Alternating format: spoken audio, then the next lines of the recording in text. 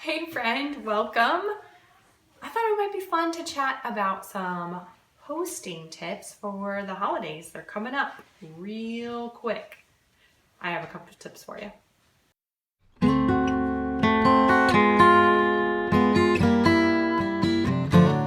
If you're new here, thanks for coming. I'm Jen. I'm married to Alex and we have 4 kiddos. They are 3, 5, 11, and 14. And I like to chat about contentment and what that means in a world that is just full of comparison. And you might wonder, what does that have to do with hosting? We'll get to that. All right, so my very first tip for holiday hosting is to keep it simple. Keep it simple. So a couple things, how that translates for me is I do the same thing every time.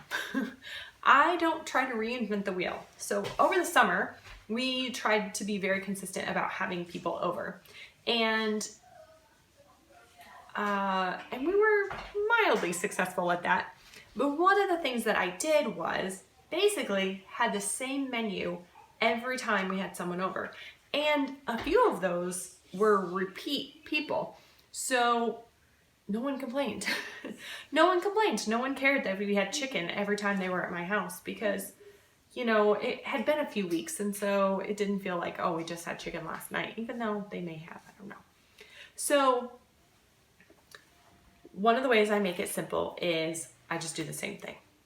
So another way to keep it simple would be make it potluck.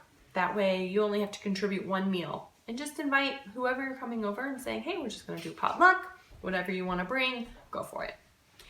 Another way to keep it simple is to use paper products. I know that's a little bit controversial. I try really hard on a regular basis not to use paper products, but sometimes, especially if I'm just in a busy season, I will go ahead and use paper. Here's another way to keep it simple. You don't have to decorate. Or if that's something that you enjoy doing, you don't have to go overboard. For my daughter's birthday party in September, I hung a banner. It said happy birthday. That was it. Very simple. If I'm gonna have a dinner party, then I just do a little, not even a tablescape, like a centerpiece, and that's it. Very simple. All right, so another tip is to invite your guests to bring something. You ask them to bring a salad, ask them to bring dessert, ask them to bring drinks. Just invite them to bring something, and then that just takes one thing off your plate that you don't have to worry about when you are thinking about hosting and entertaining. All right, this is a big tip, and it's know your limits. Know your limits. This might mean time. So it might be time frame, it might mean time of day. If you have little kids and it's nap time, that might not be the best time to invite people over. If you know that you get overwhelmed after 2 hours of a lot of noise, then maybe make it end, say from 6 to 8. And so that way people aren't staying until 10 or 11 and you just have that time frame. So knowing your limits might mean your space. For us, we have a pretty small house and we have a very large backyard. So we know that in the winter, we tend to only invite one family at a time just because our house isn't large enough to accommodate, honestly, the noise of a lot of people. And in the summer, we have more freedom to invite more people because we have a huge backyard and a huge space to entertain outside. Knowing your limits might mean who you're inviting. It's okay to say no to inviting people. It's okay to not invite someone. And that might feel bad. It feels bad. To me, it feels bad.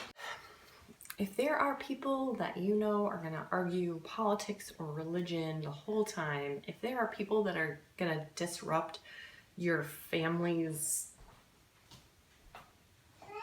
togetherness, it's okay not to invite them. It's okay. All right, So another tip is do one thing, just one, to make it just a little extra special.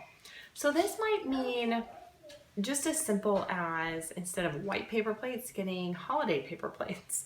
It might mean if instead of doing just a centerpiece, doing a big tablescape, if you enjoy that kind of thing. It might mean instead of store-bought dessert, you make your own. One thing that I did over the summer, we often just have like water to drink. And so when we invite people, I'll say like, if you want to bring something other than water, that's great. But over the summer, when we were having a lot of cookouts, I was buying bottled sodas, and it was simple, not that big of a deal, but it was just one thing to make it a little extra special for our guests. So this is kind of where I think the contentment piece falls in. When we are hosting, when we are entertaining, it does not have to be perfect. We're allowing people into our lives, into our homes, and we want to be real. So it doesn't have to be perfect. It doesn't have to be spick and span. You don't have to have a 3-course meal, but just taking the time to do one thing to make the person who's coming into your home feel just that extra special just makes it just a little more, just a little more. So hopefully that will help you, and mostly me, I'm talking to myself, not get hung up on the fact that not everything's perfect, that, you know, well, with me, maybe my chicken's a little overdone. Hopefully that doesn't happen to you, but it happens to me. So just focusing on the people who are in front of me and just making them feel special and loved. And then the rest of it doesn't matter quite as much. All right, so my last tip is to make it fun for you. Do something that you enjoy. If you really like baking and making desserts, maybe just have a dessert spread and make lots of desserts. If you really like decorating, then do it up, go over the top. If you like playing games, then invite people over for a game night. For me, I really like cookouts, so I invite people over for cookouts.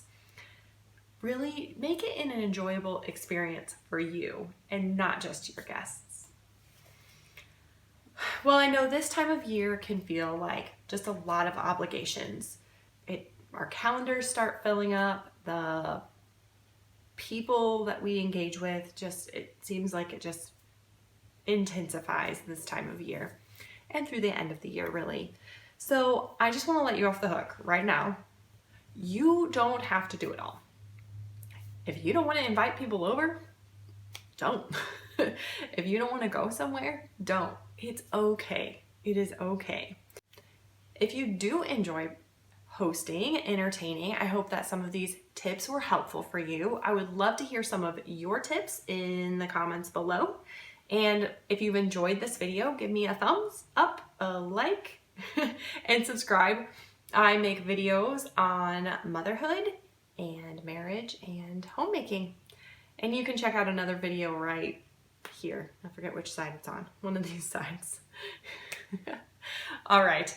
Well, however you are hosting, as you're hosting this year, please remember that you are okay just the way you are. I'll see you soon.